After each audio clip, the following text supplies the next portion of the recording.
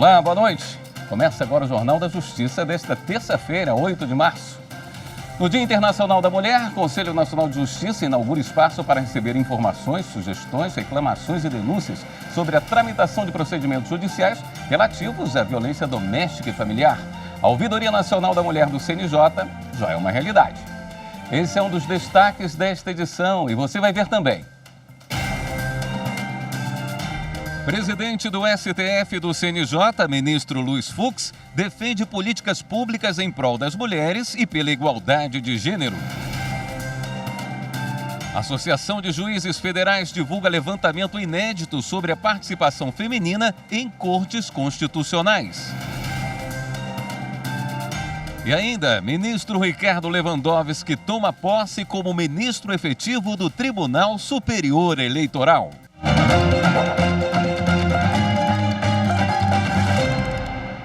Esta terça-feira foi marcada pelo retorno das sessões presenciais das turmas do Supremo Tribunal Federal. Os ministros da primeira turma autorizaram a extradição de um traficante italiano que é um dos foragidos mais procurados da Europa. Ele é chamado de Rei da Cocaína de Milão. Na Itália, Rocco Morabito recebeu 4 condenações por tráfico internacional de drogas e organização criminosa. As penas foram unificadas em 30 anos de prisão. Rocco é um dos foragidos mais procurados da Europa. No Uruguai, praticou mais crimes e foi preso. Mas em 2019 fugiu aqui para o Brasil, onde foi preso de novo em maio do ano passado. Ele está na Penitenciária Federal de Brasília. Rocco é acusado de ligação com o PCC e de exportar cocaína do Brasil para a Europa. A pedido da Justiça italiana, a primeira turma do Supremo autorizou a extradição do mafioso por unanimidade. A relatora do caso, ministra Carmen Lúcia, não aceitou a alegação da defesa de Rocco de que não havia elementos condenatórios para a extradição. A ministra afirmou que ele foi condenado na Itália. Além disso, os crimes não prescreveram. Carmen Lúcia lembrou que o mafioso praticou novos delitos no Uruguai e no Brasil. Segundo a decisão, os bens apreendidos com Rocco devem ser entregues ao governo italiano se não forem reivindicados por outras pessoas. A primeira turma voltou com os julgamentos presenciais depois de quase 2 anos de sessões remotas por causa da pandemia de coronavírus. Mas com uma limitação: só os ministros puderam ficar na sala. O subprocurador-geral da República e os advogados participaram por videoconferência. Já a segunda turma fez a sessão da forma tradicional, sem restrição de pessoas. A segunda turma do STF decidiu que Fernando Moura, condenado na Operação Lava Jato, não precisa mais de monitoramento eletrônico. Apontado pelo Ministério Público como operador de José Dirceu, Fernando Moura foi condenado por corrupção e lavagem de dinheiro a uma pena de 12 anos e 6 meses de reclusão. O empresário chegou a fazer um acordo de colaboração premiada e se comprometeu a devolver os valores desviados, mas não cumpriu. Com o entendimento do STF de que a prisão só poderia acontecer depois do trânsito julgado, o juízo da 13ª Vara Federal de Curitiba determinou a manutenção das medidas cautelares alternativas à prisão, que existiam até o início da execução provisória. Entre elas, o monitoramento eletrônico, com base na necessidade da garantia da ordem pública e da aplicação da lei penal. A defesa pede a retirada da tornozeleira. O caso estava para ser analisado em sessão virtual da segunda turma, mas o ministro Gilmar Mendes pediu destaque e aí foi para julgamento presencial da segunda turma. O relator, ministro Edson Fachin, negou o pedido da defesa. Há elementos concretos como elevado patrimônio e estrutura residencial suficiente que permitem concluir pela necessidade de monitoramento eletrônico. O ministro Gilmar Mendes abriu divergência, sendo seguido pelos ministros Nunes Marques e Ricardo Lewandowski. A segunda turma, por maioria, acolheu o pedido da defesa e decidiu pela retirada do monitoramento eletrônico. A segunda turma ainda negou o pedido da defesa do espanhol Davi Soares, ex-diretor do Banco Suíço BSI, condenado por lavagem de dinheiro na Operação Lava Jato a 7 anos e 8 meses de prisão em regime semiaberto. Os advogados tentavam anular a condenação, alegando que a justiça brasileira não teria competência para julgar o caso, uma vez que os fatos não ocorreram no Brasil nem atingiram o patrimônio da Petrobras. Com a decisão, o banqueiro continua impedido de deixar o país. E nas sessões das turmas, os ministros do Supremo prestaram homenagens pelo Dia Internacional da Mulher, celebrado hoje. Cumprimentando todas as mulheres, presidente, eu diria pela força infinita que as mulheres têm em manter sempre essa luta contra a discriminação, lamentavelmente contra um machismo estrutural ainda existente, não só no Brasil, mas no mundo, mas as mulheres continuam com essa força infinita, a cabeça erguida. Uma luta que se estende a um esforço de equiparação no mercado de trabalho, em que ainda há desigualdades importantes, na luta contra a violência sexual e o feminicídio. As estatísticas são aterradoras ainda hoje no jornal, enviam esses números, e luta contra a violência doméstica. Eu gosto de dizer que homem que bate em mulher não é macho, é covarde. É verdade que já avançamos muito, mas é verdade também que precisamos avançar ainda mais, sobretudo no que tange alguns segmentos das mulheres, geralmente em função da raça, em função das mulheres indígenas, estou pensando nelas de uma maneira especial. Então, enquanto sociedade, o avanço civilizatório se impõe. Continuamos numa luta que talvez não se acabe nunca, que é a luta dos direitos humanos. Porém, nós estamos vendo muitas humanidades na mesma data. Há pessoas que hoje puderam ir de carro ou de avião para o trabalho, e há pessoas que continuam tendo, mesmo no Brasil, de andar 2 dias para tomar um ônibus que é quase uma jardineira para levar um filho num posto de saúde. Mas pior que isso, muitas desumanidades prevalecendo ainda.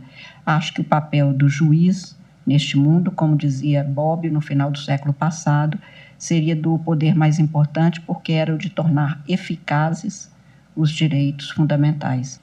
Quero parabenizar todas as mulheres pelo Dia Internacional da Mulher, na pessoa das ministras Rosa Weber e Carmen Lúcia, cujas carreiras e vida são exemplo a ser seguido e retratam a garra, a força, a sagacidade e o brilho que as mulheres, não só no Brasil, como no mundo, têm tido, de modo que suas conquistas ao longo dos anos são mais do que merecidas.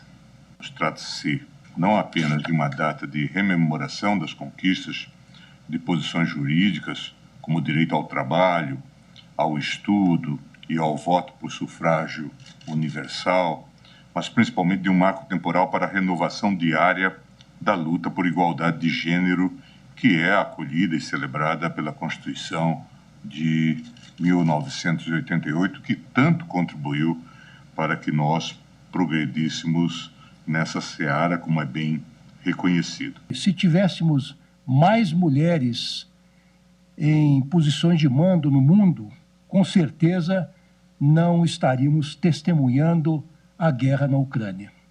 Cumprimento também pelas palavras que Vossa Excelência vem de proferir por ocasião da data de hoje, em que se registra um importante marco na defesa dos direitos, da condição feminina, da igualdade e da paridade. O valor da mulher e o respeito que todos nós devemos ter em relação à mulher como um ser especial para a construção da nossa sociedade e a construção dos valores mais caros à natureza humana, e tenham certeza que não seria tão belo o mundo e nem tão bom naquilo que há de bom sem a presença e a participação efetiva das mulheres. Ministro Ricardo Lewandowski toma posse nesta terça-feira como ministro efetivo do Tribunal Superior Eleitoral. A gente fala sobre isso no próximo bloco.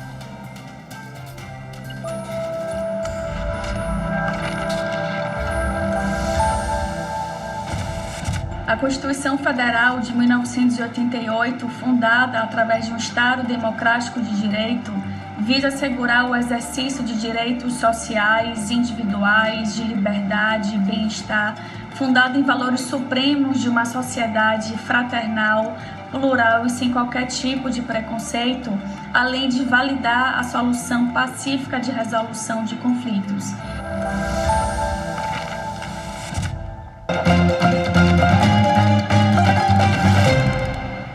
O ministro Ricardo Lewandowski toma posse daqui a pouco como ministro efetivo do Tribunal Superior Eleitoral. Repórter Henrique Amaral tem os detalhes. O ministro Ricardo Lewandowski vai ocupar a vaga deixada pelo ministro Luiz Roberto Barroso. Lewandowski já passou pela Justiça Eleitoral, inclusive sendo presidente do TSE nas eleições gerais de 2010. Formado em Direito pela Faculdade de São Bernardo do Campo, tem mestrado e doutorado pela Universidade de São Paulo. Por causa da pandemia de Covid-19, a sessão solene de posse de hoje não vai ter presença de convidados e imprensa, mas vai ser transmitida ao vivo pelo canal da Justiça Eleitoral no YouTube. O Ministério Público Eleitoral está debatendo a implementação de novas leis de combate à violência política de gênero. O debate aconteceu durante o segundo Encontro Nacional de Procuradorias da Mulher realizado na Câmara dos Deputados. A coordenadora do Grupo de Trabalho e Prevenção de Combate à Violência Política de Gênero do Ministério Público Eleitoral, Raquel Branquinho, defendeu a importância da disseminação das novas regras do monitoramento de ações pelo fim da violência contra mulheres na política. Ela também ressaltou a importância da alteração no Código Eleitoral, que prevê pena de reclusão de 1 a 4 anos para quem assediar, constranger, humilhar, perseguir ou ameaçar por qualquer motivo candidata a cargo eletivo ou detentora de mandato. Hoje, o Conselho Nacional de Justiça realizou mais uma sessão plenária com 16 itens na pauta. Entre os itens analisados, os conselheiros aprovaram por unanimidade o ato que institui a plataforma Codex. Essa será a ferramenta oficial de extração de dados dos processos judiciais eletrônicos em tramitação dos tribunais do país. A meta é que o CNJ tenha um grande banco de dados para traçar o diagnóstico da justiça brasileira. Ao reunir esses dados todos, permitir que o CNJ possa desenvolver seu trabalho, seus estudos estatísticos, seu trabalho de diagnóstico do judiciário brasileiro. É, sem dúvida, senhor presidente, um dos elementos mais centrais da Justiça 4.0, na medida em que ele vai trazer para o CNJ os elementos necessários para que nós possamos desenhar as políticas públicas. Veja a seguir, Conselho Nacional de Justiça inaugura Ouvidoria da Mulher. Voltamos já.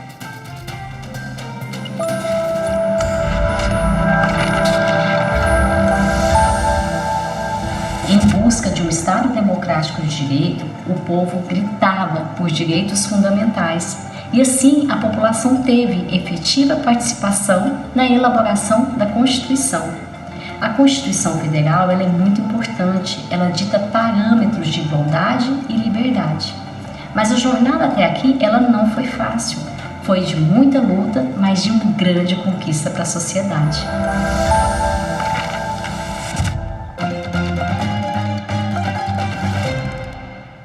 A Associação dos Juízes Federais divulgou hoje, no Dia Internacional da Mulher, uma pesquisa inédita em parceria com a Universidade de Oxford, na Inglaterra, sobre a participação feminina das mulheres em cortes constitucionais. A JUF também fez um levantamento sobre as mulheres na magistratura federal. Juízas e desembargadoras ainda são minoria nos tribunais regionais federais. Segundo a pesquisa, nos últimos 20 anos houve avanço na participação feminina em cortes constitucionais, principalmente na Europa e na América Latina. Nesse período, a média global ficou em 26%. O Brasil ficou abaixo do cenário mundial de diversidade, com 11%.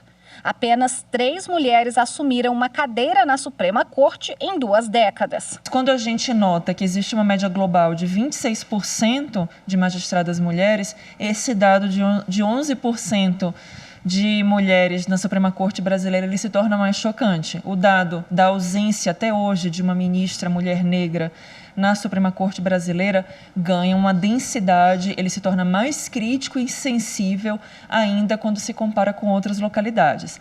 O levantamento da Associação dos Juízes Federais também faz um recorte específico.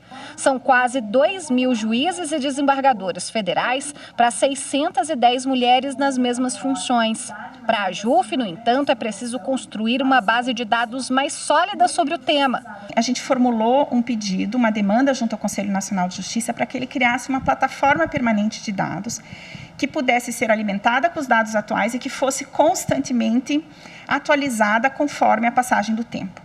Porque para falar em política pública, a gente precisa compreender o que acontece ao longo do tempo, em cada um dos tribunais. Há muita diferença entre os ramos da justiça, federal, Justiça dos Estados e Justiça do Trabalho, assim como há diferenças regionais entre os tribunais.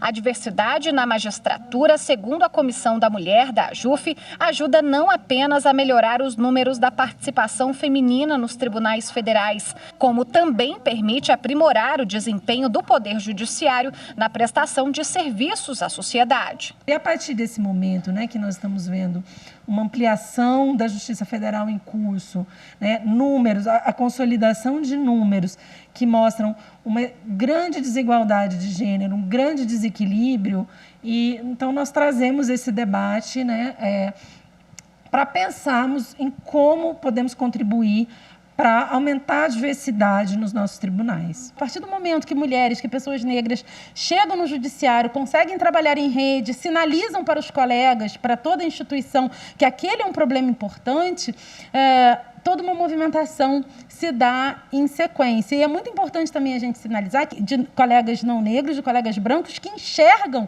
a necessidade de enfrentamento consciente, corajoso desse problema. E hoje foi inaugurada a Ouvidoria Nacional da Mulher. O órgão vai funcionar na sede do Conselho Nacional de Justiça em Brasília. O objetivo é ter um espaço para receber sugestões, informações e denúncias sobre o andamento de processos judiciais relacionados à violência contra as mulheres. Em comemoração ao Dia Internacional da Mulher, o Superior Tribunal de Justiça e o Conselho da Justiça Federal promoveram um evento sobre a igualdade de gênero no Poder Judiciário. O dia 8 de março é marcado por homenagem às mulheres, mas também é dia de relembrar a importância do combate à desigualdade de gênero. Por isso, o Superior Tribunal de Justiça, em parceria com o Conselho da Justiça Federal, realizou um evento para abordar a necessidade do constante incentivo à promoção dos direitos das mulheres.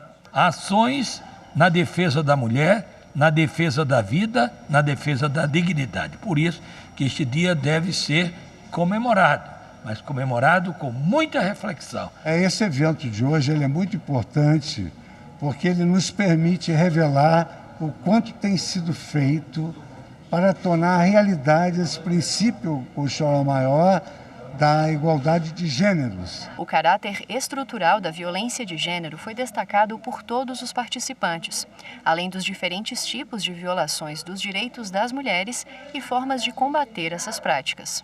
Essa transformação requer muita persistência, muita determinação e muita resiliência.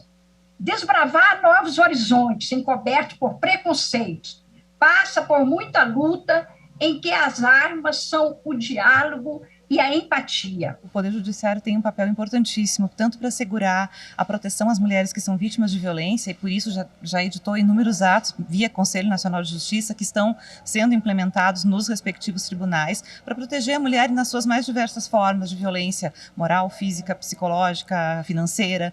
Iniciativas do Poder Judiciário e de outras áreas da administração pública também foram lembradas nas apresentações. Antigamente as mulheres viam o Poder Judiciário algo masculino, né? Hoje não, hoje a mulher, a menina, né?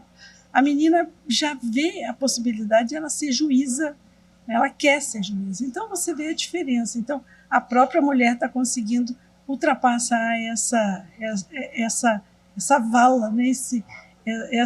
Esse muro que parecia tão alto, tão impossível de pular. Hoje a mulher está vindo com mais serenidade e tranquilidade, as mulheres no Poder Judiciário, na advocacia, nos órgãos públicos, nos órgãos do governo federal. Preciso que todos nós que atuamos no setor público, que temos a responsabilidade de administrar e de planejar políticas judiciárias, tenhamos consciência disso e atuemos para criar um país mais livre, justo, solidário, com oportunidades iguais e sem violência de gênero. O Superior Tribunal de Justiça tem em sua agenda institucional o compromisso de combater a desigualdade de gênero.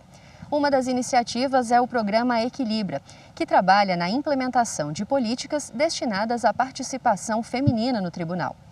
Atualmente, 48% dos servidores que trabalham aqui no STJ são mulheres, e elas ocupam mais de 55% dos cargos e funções comissionadas do tribunal.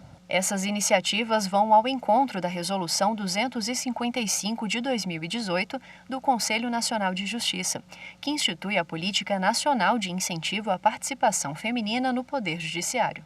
Cada vez mais o CNJ tem implementado várias resoluções, seja pela igualdade entre homens e mulheres nos cargos de liderança, na participação em eventos, em congressos, em bancas examinadoras dos concursos de ingresso na magistratura, seja resoluções do combate ao assédio sexual no trabalho, seja também das resoluções dos julgamentos com perspectiva de gênero. Isso é muito importante porque contribui para a eficácia da aplicação das leis, para a observância de todos os princípios constitucionais que garantem a segurança e a dignidade da mulher e também para a prevenção de toda forma de violência contra a mulher. O evento completo pode ser assistido no canal do STJ no YouTube. Acesse www.youtube.com/stjnoticias. O Jornal da Justiça fica por aqui. Uma ótima noite para você. Até amanhã.